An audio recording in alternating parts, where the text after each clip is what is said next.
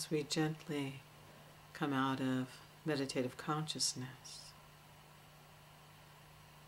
we remain as a witness to our true nature, peaceful, present, aware,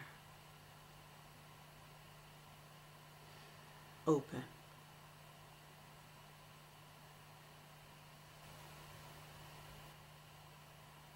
Allow yourself to feel your heart.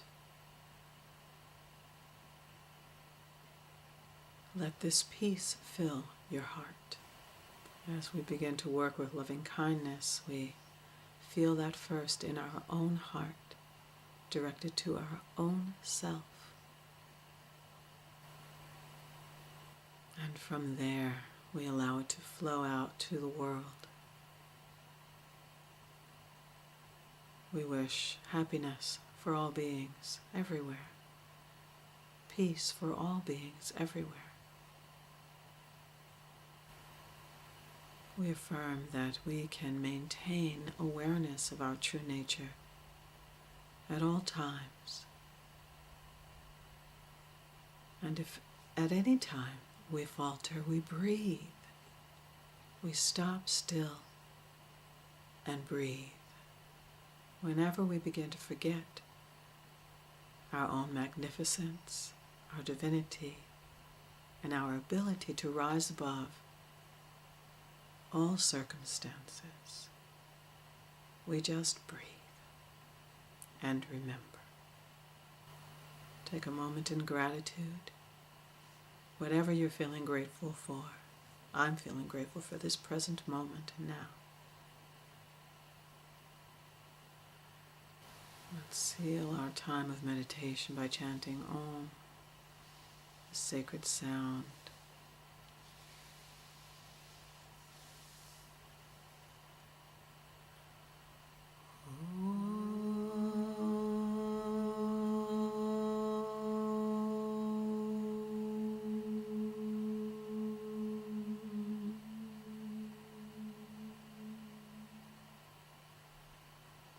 And so it is.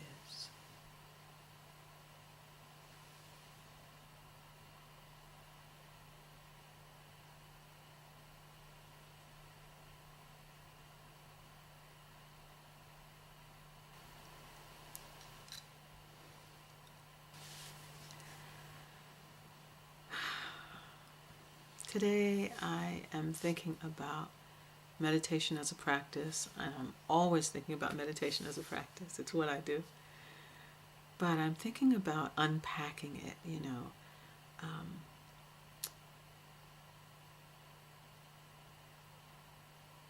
I know that you're not really beginners, true beginners any longer. You've been meditating for a while, all of you. But this is a lifelong practice.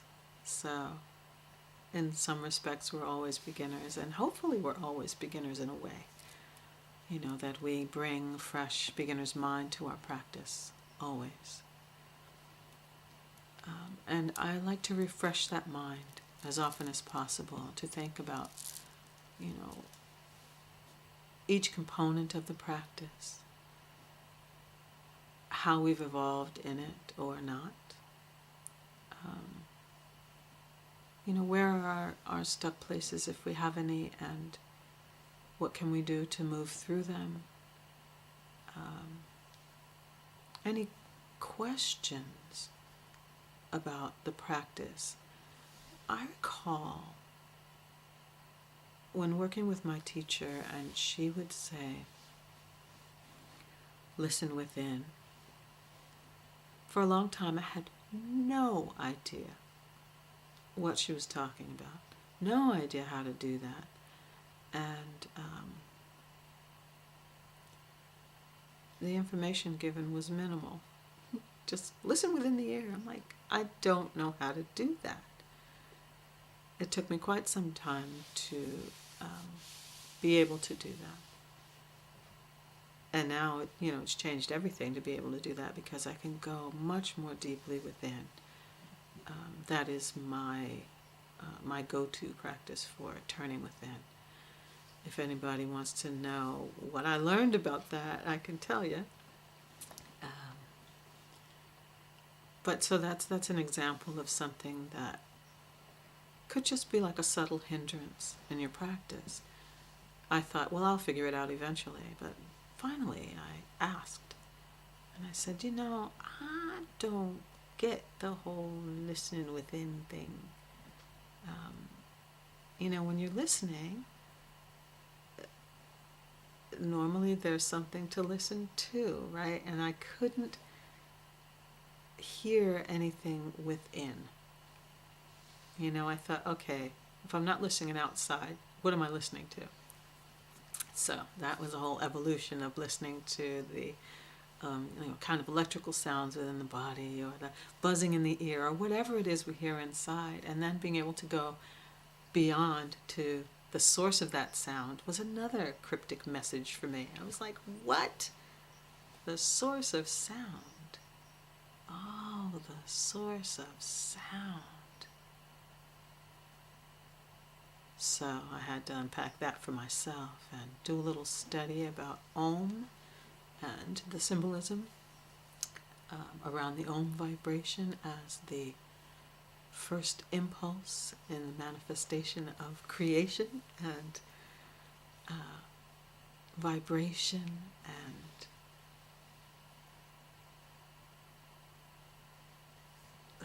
it's a deep, deep, deep subject that really helped me to listen and listen and listen until I felt, I can't say that I've heard what I could say. I've heard the Om, but I can say that I can deeply listen until I am like flipped inside out, till I'm inside, rather than what I did for a long time, which was pretending to be inside or acting as if, or, working on it to the point where it can kind of flip over to where the outer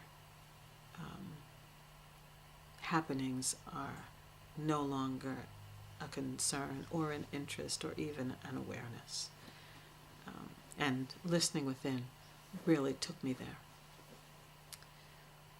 So I'm just giving you examples of the components of practice that you might wonder about, or that you may have some insights about.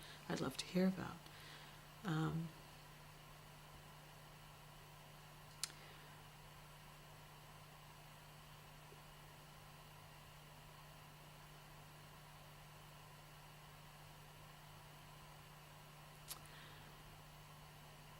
Allowing thoughts to pass rather than grasp at them, rather than engage them.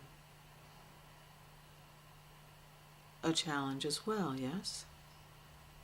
Before we know it, we are on the train with the thoughts and at the fifth station, I could travel around the world before I realize I'm thinking, right? And then you go, oh, dang, how many minutes was I thinking? How many minutes was I thinking? How much of my meditation have I wasted? This is my story, So I use little phrases that I've developed for myself because they work for me, little things I tell myself. One of the things I tell myself is, don't squander this time. I have allowed myself, and you can always do whatever you do, but I have given myself this time of meditation in the morning. I've arranged conditions, I've arranged my schedule so that I have this opportunity. And when I catch myself thinking, and I tell myself, don't you waste this opportunity, it works. And I go, okay, and I can, focus more fully, because I, imagine that this time is getting away from me, or, I can tell myself, this is the time you have in the day, don't waste it. Although I'm lucky, I could meditate longer or meditate again later or whatever. Not everyone has that opportunity. But I also like to remind myself that every moment is a gift, and I don't know if I'll even be on this planet an hour from now. So I want to practice deeply whenever I can. So I don't know if you can trick your mind or manipulate your mind in a way with phrases like that. I can. Somehow I know myself well enough to say something to myself that'll work. Wasn't always the case.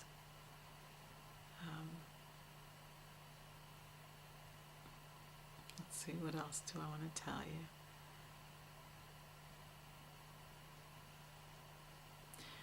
you? Sitting through body stuff. Oh my goodness. Continues to be a challenge, as always. But I think I've said this before, in beginning meditation, one of the things that we always experience is itching and parts of the body falling asleep. And it's really annoying, where you feel like I have to move because I'm never going to be able to meditate because of this, right? And I was told by my teacher, well, don't worry about it. No one's leg ever fell off from falling asleep. Just sit through it. And I just laughed thinking about, how we feel like I just gotta move. But if we are able to sit through most things, there's some things, if something's painful, make the micro adjustment, right? Just make the micro adjustment that you need to make, without, being conscious not to move very much. Like I have sometimes this little hip thing that goes on, and if it starts to be like really painful, I can make the tiniest shift to have that go away. And if I don't tell myself a big long story about it, like, oh, I'm a bad meditator because I don't sit through this pain. No, it's not useful to go to extremes. So, but most things we can sit through. And it's a good practice because they do eventually go away.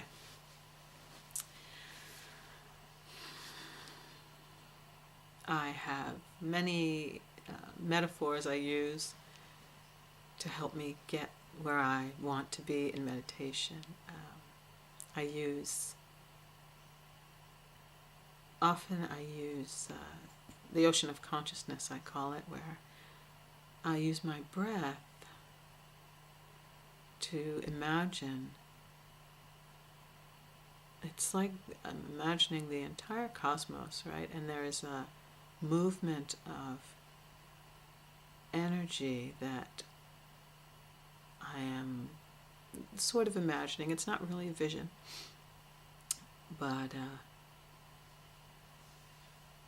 it's a movement that comes and meets my body. The ocean of consciousness comes from wherever it comes from, the infinite.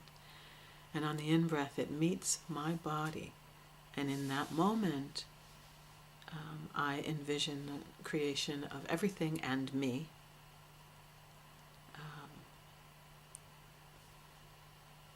Yet it's temporary. It's fleeting because it flows back out again with the out-breath. And then I envision myself joining or dissolving into the ocean of consciousness. And with every breath,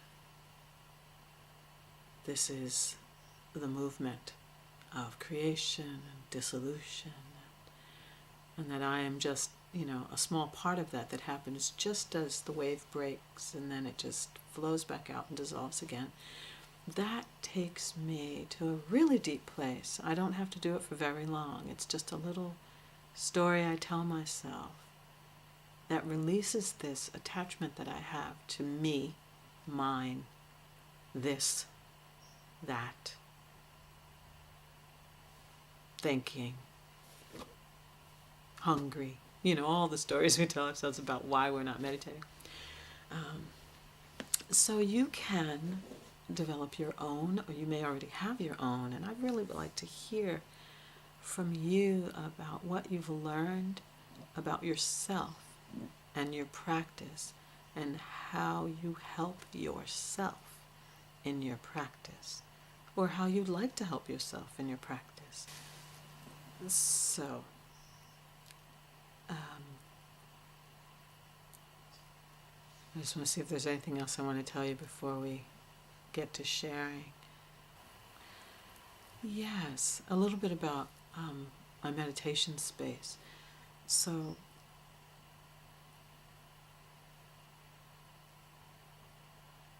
I keep it as simple as possible, but as inspiring as possible in a minimal way. Because I do enjoy ritual, and I do enjoy coming to my altar and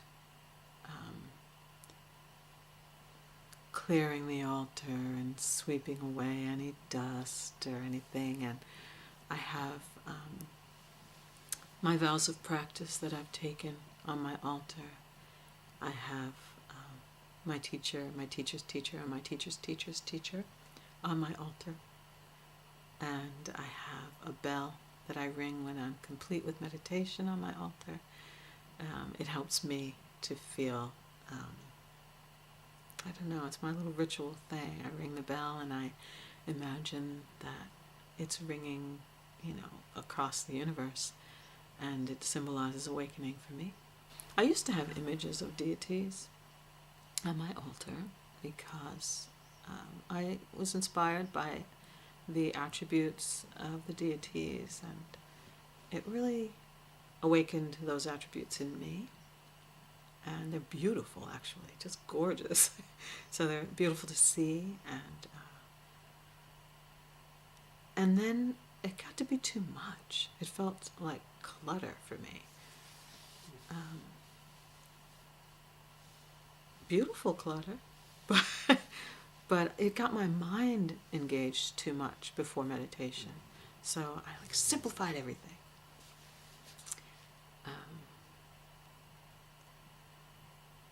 So I'd love to hear how you do sacred space, how you do your meditation space. And I'm on this subject because I've just been thinking about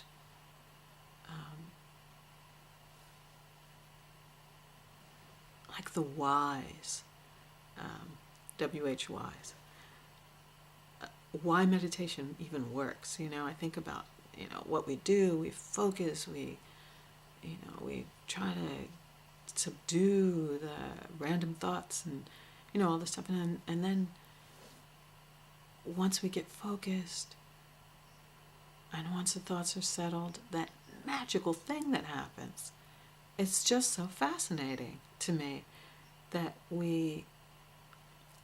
for me, it's almost like I become something else. This soft, unattached, timeless, limitless